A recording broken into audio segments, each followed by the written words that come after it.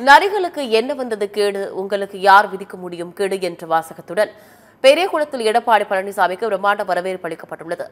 பிரிந்து சென்ற அனைவரையும் அதிமுகவில் இணைக்க வேண்டும் என்று முன்னாள் அமைச்சர் செங்கோட்டையன் காலையில் பேசுகின்றார்.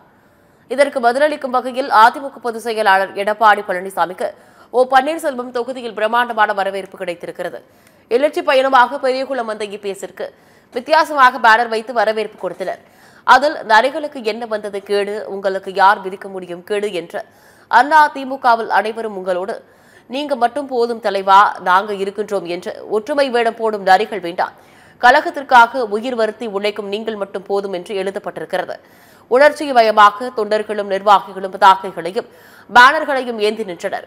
எடப்பாடி பழனிசாமியை பார்த்ததும் நீங்க மட்டும் எங்களுக்கு போதும் என்று உணர்வுபூர்வமாக குரல் கொடுத்தனர். அதிமுகவில் குழப்பம் விளைவிக்க நினைப்பவர்களுக்கு இதுவே பதிலாக அமைந்துள்ளதாக அரசியல் விமர்சகர்கள் தெரிவிக்கின்றனர்.